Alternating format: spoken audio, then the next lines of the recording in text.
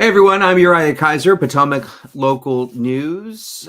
Virginia voted today. Northern Virginia voted today. If you didn't vote today, you probably cast your vote early, as many people did.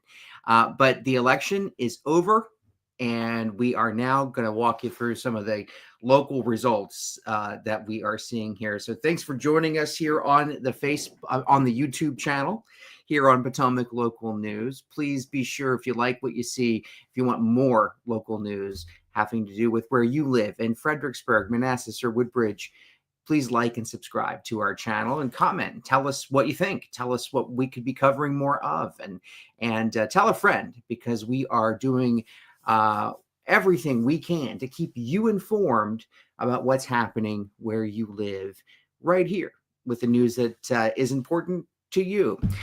So we're on this live streaming software here. And so thank you for joining us. If you're watching live, it's about just before 10 p.m.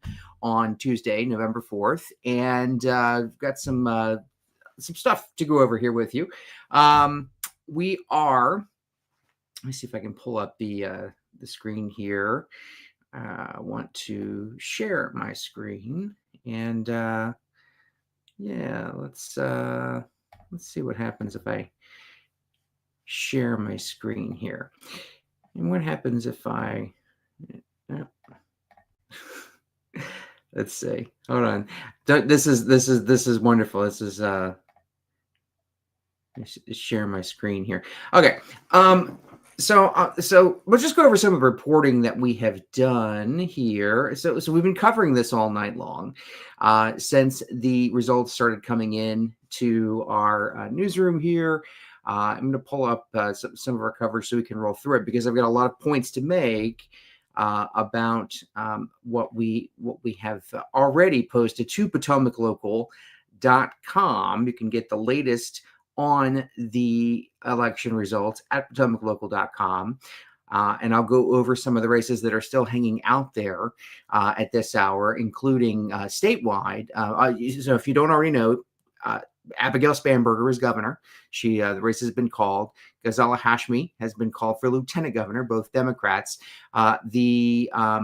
Both Democrats defeating their challengers, current Lieutenant Governor Winsome Sears and John Reed. The race for Attorney General is still too close to call. We have Democrat Jay Jones challenging incumbent Jason Miyares. So we're still waiting on, those are the statewide results at this hour. By the time you may be watching this video, we'll have more on that. But we have called races across the board in Prince William County, in Stafford County. We're still watching one that is too close to call. That is the race between Paul Milday and his opponent. Let me pull that up here. It is not Keisha Evans. Keisha Evans is only running for the Stafford Board of County Supervisors. Stacey Carroll, Paul Milday, Stacey Carroll, Milday the Republican, Carroll the Democrat, and it's too close to call for that right here. So let me go ahead, if I can finally share my screen, and we will share screen, and we're just going to pull up.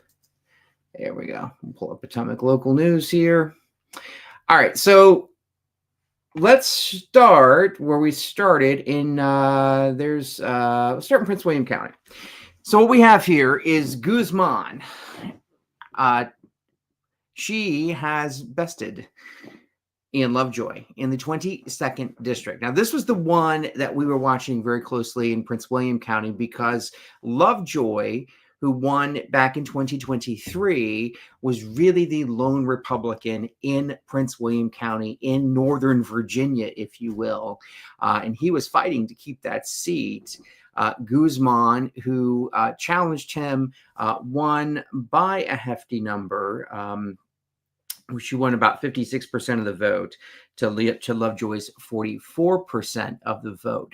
And if you've been around a while, you know that Guzman has been in politics for some time here in Virginia. She first came in onto the political scene in 2017 after the first election of President Donald J. Trump, and was part of the blue wave that hit Virginia back then. And at that point, she was in the House of Delegates, serving on the eastern side of Prince William County in the Dale City area and a portion of Fauquier County, the way the district was drawn back then. Since that time, she has run for other offices. She was, and then during redistricting in 2021, she was actually districted, quote unquote, districted out of her seat. And so she essentially went away for a few years because she no longer had a seat in which she could serve due to redistricting.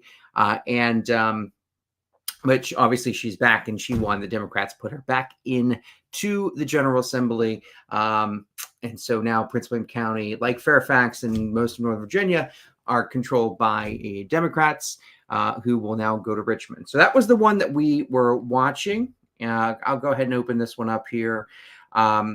Interesting fact about this race that I pulled up here and reported on. In 2023, Lovejoy won the same seat with 52% of the votes, defeating then Democrat Travis Nemhard, who received 47%. But interestingly enough, voter turnout in 2023 was higher in Prince William County. For this particular district, Lovejoy got 30,000 ballots in 2023. This year, I shouldn't say that. Scratch that. 30,000 ballots were cast in the race for the 22nd district in 2023, compared to 23,000 this year. So voter turnout is lower from the numbers that we are seeing being reported. Other districts in Prince William, Josh Thomas retains the 21st district seat with nearly 60% of the vote. In the 23rd district, Candy Munden King is the incumbent, and she will be heading back for another term in that role at the General Assembly. It's been a very trying campaign season for Munden King. She lost her daughter just weeks ago to due to an illness, and she was young. She was in high school, and it was a tragedy. And so it's been a very tough election season, very tough time for the King family. So one must think that this is a bright spot for the King family. Both Josh King as well, no secret, no stranger to politics. He's also run several campaigns in the past. So both of those candidates there looking, both husband and wife team looking to serve the community and the state. Luke Torian, familiar face. He ran unopposed. He'll be going back along with Brianna Sewell, who ran unopposed. Both of those candidates are in the eastern end of the county. And I know Rosie Henson has a sort of a district, I believe it's the 19th district, that straddles the eastern end of Prince William County and southern end of Fairfax. And I'm going to go see if I can pull up the 19th district seat here. Looks like, yeah, he ran unopposed, 92% of the vote. So he is joining his Democratic colleagues and headed back to Richmond. So I'm going to back out here to our site here. So that's the sort of rundown for Prince William County. On the statewide, on the local races, the Board of Supervisors, we had the special election to fill Bob Weir's seat. Bob Weir, the Gainesville District Supervisor who passed away in July of 2025 of this year.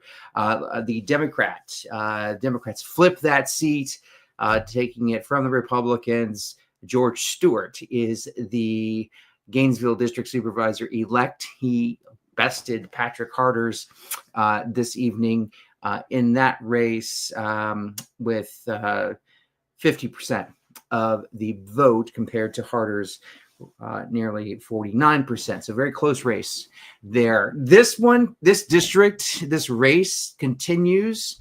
Every year it's run. Bob Weir ran in a special election and won. I believe it was 2023 is when that occurred. And every time we seem to run this race, have this election, it always comes down to data centers. The proliferation of data centers in Northern Virginia has been a key issue in local politics for years now. And when it came to data centers, there was very little daylight on this issue between Harders and Stewart. Both of them said that they needed stricter controls. They wanted more oversight on how data centers are approved, where they go, so on and so forth. And so, interestingly enough, the environmental crowd, if you will, the coalitions to protect Prince William County, the Battlefield Trust, all the organizations that have staunchly combated the proliferation of these data centers, especially in the western part of Prince William County, near the Manassas National Battlefield, the site of the first one of the first two battles of the Civil War. Through their support to Harders, they saw him as somebody who was in the trenches with them during the fight against the Prince William Digital Gateway, which at the time it was approved in 2023 was set to be the largest data center complex in the world. But that is no longer the case. I believe there's a project in Texas that has taken that crown, but yet still the Digital Gateway, which is mired in legal red tape at this point, should it go forward, it's going to be a very large data center complex to be located on the doorstep, right next door to the Manassas National Battlefield Park. So, interestingly enough, about Harders, about Stewart. Stewart has been vocal about wanting to develop more of the what's left of the rural area in Prince William County, making the argument similar to what his predecessor, Corey Stewart, did. Corey Stewart he was chairman of the Board of County Supervisors up until 2019. He got off the board just before 2020, ran it for many years. And so this Stewart, much like the last Stewart, making the argument that the rural preservation tools that are in place, building a one house per 10 acres, is not really preserving anything. It's just kind of dotting the landscape with houses.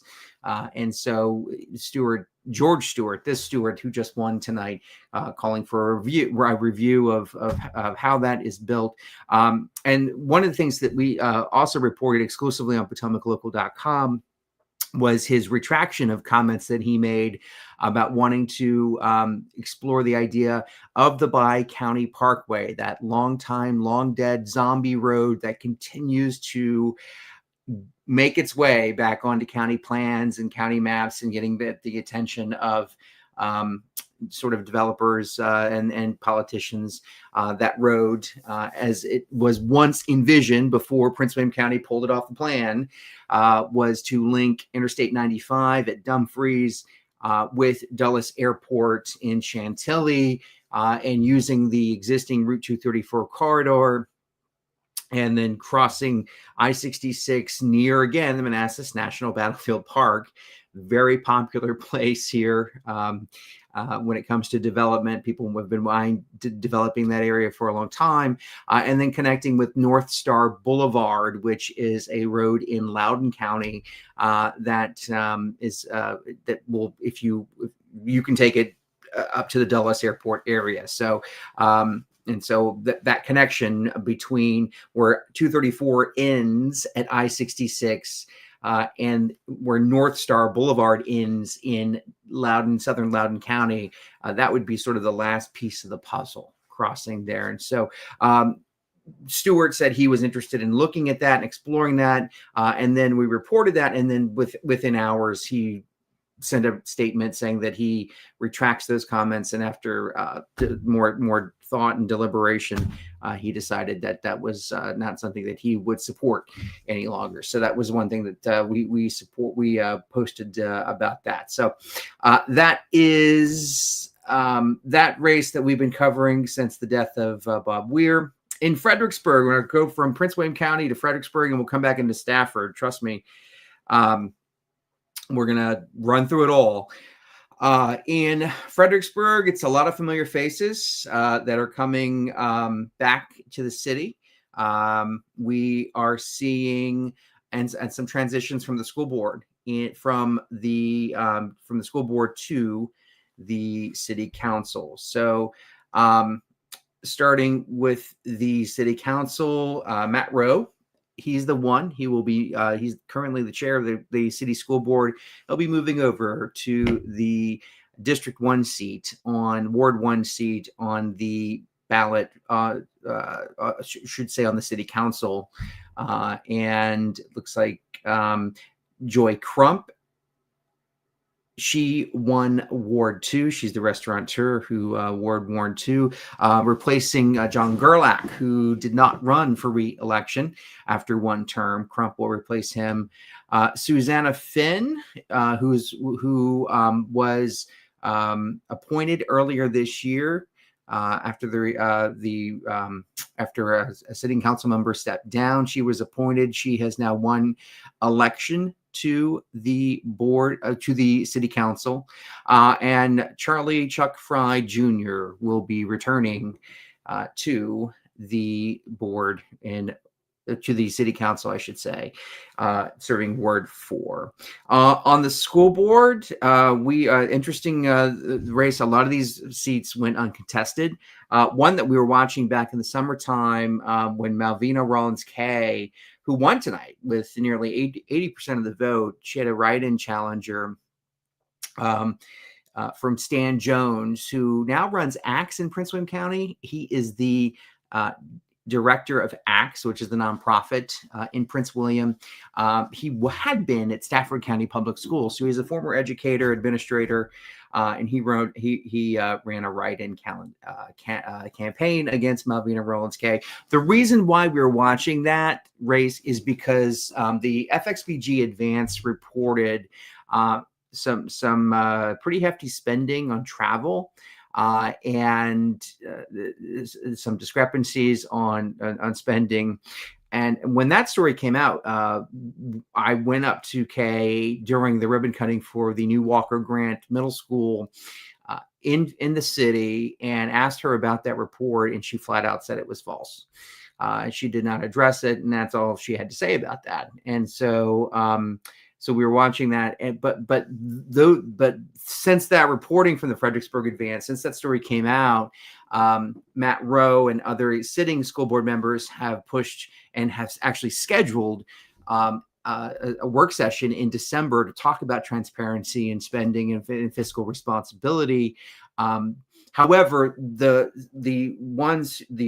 some of the newer school board members who won tonight will not be on the school board yet. It'll be the sort of the existing and even outgoing members on the board. So Katie Pomeroy will be returning, and looks like in Ward 3, Annie Langdon won over Sarah Stelmach. So familiar faces there in Fredericksburg. Same story in Manassas. Let me go over to Manassas. Talked about the Lovejoy there. We talked about Fredericksburg. Here we go. There's our Manassas story. So same deal in Manassas. We won the Michelle Maldonado won the she's going back for another term, and what district she is. Forget what district she. Maybe I don't want to say the wrong district. She is. Let me say. Stick with me. Let's see. She is the 20th district in Manassas and a portion of Prince William County, and so she'll be going back. She ran. against a write-in candidate, Stephen Kent, who ran his second race for elected office this year. Last year, he ran for Manassas City Council, ran an unsuccessful bid for that. This year, he ran a write-in campaign after Christopher Stone left the area. He was on Stone, was making another run at this seat as he ran for it first in 2023, and then suddenly just up and moved. I think he had something with his job change, so he moved his family out of state, but he was already on the ballot. It was, and so the director of elections said that they did not have time to change the ballot, and so. So Stone's name appeared on the ballot, even though he wasn't technically running. Stephen Kent ran the write-in candidate and got about 1,700 votes. So that is the on the state level office, Commissioner of the Revenue, Tim DeMaria. He's the incumbent over Dion Schamberger. DeMaria is the Democratic endorsed candidate. Schamberger, Republican endorsed. Obviously, DeMaria was the numbers here with 62% of the vote going back, serving another term in that office. Democrat endorsed Patricia Ritchie Folks with 65% of the vote going back to serve as the treasurer in the city, besting Republican endorsed Nathaniel Freitzen. So again, that's a story of familiar faces in Manassas and Fredericksburg. Okay, Stafford. We are now going to Stafford. We've seen some interesting things happen here. So I'll lead with let me just check here where we are. I know this screen refreshes. We are watching. Let me see if I can share this screen with you. Let me see. Okay. Hi there. Now I'm bigger. And yeah, let's share this state election. Okay, so we're watching in Stafford County, we've got two state level offices that we're watching. One, the 64th, and it looks like Stacey Carroll is going. Let me see how many they're in right now. So are we? Okay, so we're still partially reported here. So if this was in, okay, I'm getting a word here that Jay Jones has won the Attorney General race here. This is breaking in here right now. Jay Jones, the Democrat, winning the Attorney General race, besting over Jason Miyares. I'll look at those numbers here in a second, but you'll remember Jay Jones was mirrored in this text message scandal where he texted a member of when he was a member of the House of Delegates, he texted a fellow member and said that he wanted to shoot the existing at that time the Speaker of the House, Todd Gilbert, and as well as Gilbert's children. And so that became just a focal point of the campaign with Winsome Sears and Republicans hitting Jones and by extension Abigail Spanberger on that. But it looks like the Democrats have swept the top of the ticket here in Virginia. And so, like I said, we'll go in those numbers. But looking back here, so we're partially reported on this 65th district seat. 64th district seat. So Paul Milday, the Republican who won in 23, has been serving. This district is completely contained into Stafford County. It does not overlap into any other jurisdiction. So this is a strictly Stafford district.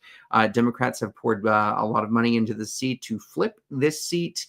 And it looks like they may very well be able to do so. It looks like, though we are still partially reported, it looks like Carroll holds a lead here with 51% of the vote to Milday's 48% of the vote. The other one that we watched here in Stafford is the 65th seat. And I'm going to back up here. We'll come back and check those AG numbers. But the 65th district seat, this one does overlap districts. With this partially in Stafford County, partially in city of Fredericksburg. Josh Cole, the incumbent in this race, besting Sean Steinway as the Republican, Cole the Democrat. Cole will keep his seat here and go back to the Virginia General Assembly on that. So Cole has been, he's a veteran at this point. I believe this would be his third term, if I'm not mistaken, in that seat. So Milday and Stacey Carroll is still too close to call on that one. I'll get into the local races here in a second in Stafford County, but I do want to go back and look at the just the numbers for top of the ticket. So Jay Jones, 52% of the vote. To me, ours is 47. So obviously this is still coming in, and that is a projection that I got for Jones. But all the projections at this point show that Democrats have swept the top of the ticket for Lieutenant Governor. There's Ghazala Hashmi and her besting John Reed, and the very top of the ticket, Abigail Spanberger, with 56% of the vote so far. Over Winston Sears is 43%. So that's the top of the ticket. All right, going back now to, let me see if I can switch easily back to our Potomac local. Boom. There we go. Okay. The story here in Stafford County, and going back into Stafford County, we watched some interesting races here. So we'll start in the Garrisonville district, where Barton Randall has made his latest, he's made multiple runs at this seat, and this was his latest attempt at this seat to unseat incumbent Dr. Pamela Young, who has been serving in this role since I believe Mark Dudenheffer decided that he was not going to run. I believe this is going back at least one term. So I think this will be Young's second term in this role here as she wins re-election handily in this. She captured about 57% of the vote to Randall's 43% of the vote here in Stafford County in this race. Now, in this district, in Garrisonville, Randall hit Young pretty hard when it came to her abstention from voting on what are now considered to be Virginia's most strictest policies on data center restrictions. Young abstained from that vote just a few weeks ago, and Randall hit her on the campaign trail hard for that, saying it's your job to vote on this. You should have voted on this, especially these data centers, these issues that are really affecting so many people across not just Northern Virginia, but the state. It's your job as a locally elected official to vote on that. So he also hit her on economic development. There is a plot of land near just the Walmart on 610. Where Lidl wanted to build a grocery store, and Young voted against that. And he also hit her hard on the Garrison project. For years, we've heard people in Stafford County ask, where's my movie theater? You promised that after the Aquia Regal movie theater at Aquia Town Center closed, that a new one would be built. That was back in 2015, 2016 timeframe, and still no movie theater has been built. And yet Young sent out a campaign mailer saying that she has secured a new movie theater. But this is despite the fact the developer of the Garrison project, which is a mixed-use project in North Stafford that it was supposed to have included a movie theater, and very well might, along with restaurants and apartments and townhomes. Pence says there's no deal on a movie theater. So there was some question as to what that meant. And we, during the course of the election this year, we have asked Young to come on with us and talk with us, interview with us. And she's never responded to questions about the movie theater, her mailer, or any other of the campaign questions that we've had for her. She's not responded to us throughout the 2025 election cycle. But she will retain her seat as the Garrisonville District Supervisor. We got some change up in the Aquia District. Incumbent Monica Gary is not. She ultimately, after some back and forth, ultimately decided not to run for re-election. And so she'll be stepping down at the end of the year. Maya Guy will be moving from the school board where she serves today, and she'll be filling that role in the Aquia District seat for the Board of County Supervisors, besting Hank Sharpenberg, the Republican candidate.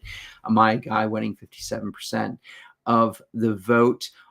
Staying put in the Hartford District is Daryl English. He won handedly over his two independent opponents that ran against him, Marcus Oates and Kelly Robertson.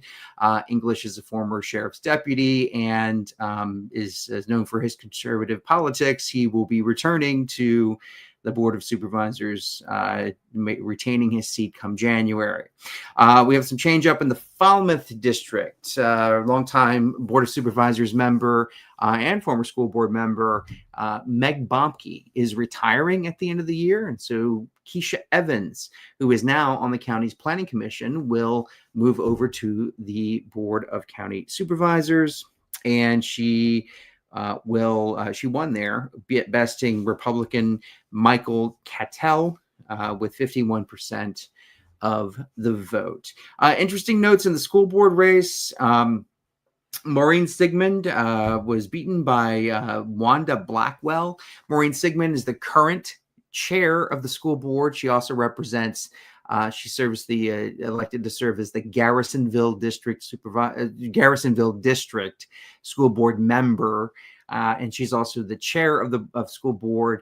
Blackwell, who was endorsed by Democrats, will take that seat in January. Sigmund this year did not receive the endorsement of the county Republican Party as she did in 2021 when she ran for that seat. That endorsement went to Stephanie Mojica, who garnered nearly 24% of the vote in that race. So that three-way race, Sigmund will wrap up her term at the end of the year, and Blackwell will be sent to the board of the school board. And the school board will decide who will become the new chairman, chairperson. Just because that can change. It doesn't. There is no one at-large seat on the county school board. So like I said, we are watching those races. It has been, if you're like me, you're tired of seeing the commercials, you're tired of the text messages, you're tired of it has been an election season. We'll just say that. And so we want to hear what you have to say. Was this the outcome that you wanted? What do you make of Democrats sweeping the really many of the offices, not just the top of the ticket, but it looks like in the Board of Supervisors, I'm sorry, at the House of Delegates, down the board here in Virginia. It's a big night for Democrats, and it's coming just a year after President Donald Trump. Republicans had their big night 1 year ago with Donald Trump's win in the presidency. So some are saying that this is a referendum. Do you think it's a referendum on Trump and his performance as president? This is not uncommon for Virginia to vote for the opposite party, the party opposite of the White House. We have seen this many years. Trump was in you'll remember President Biden was in the office when Virginia voted for outgoing Governor Glenn Youngkin, who's a Republican, back in 2021. So it seems to the old adage is true. The party who holds the White House, Virginia will vote for that opposite party in its really off year election is what this is, because Virginia and New Jersey really the only two elections, statewide elections in the entire U.S. happening this year. And so what do you think? Is this a referendum on Trump? Do you think these results tonight are bellwether for the upcoming midterm elections in 2026? When you heard Spanberger and Winsome Sears speak, were these what did you like? What did you dislike? What if you supported Abigail Spanberger, why do you think, what was her message that took her across the finish line? If you were a Winsome Sears supporter, what did she say that you liked? Maybe what could she have said or done differently to maybe to win? Let us know in the comments. There are a lot of questions we'll be asking over the next coming weeks. A lot of numbers to go over. But as we do that, we always want to hear from you and what you have to say. So please let us know what you think right here in the comments. And thank you for watching this election night coverage here on Potomac Local News. Guys, have a great evening, and we'll talk to you soon. Take care.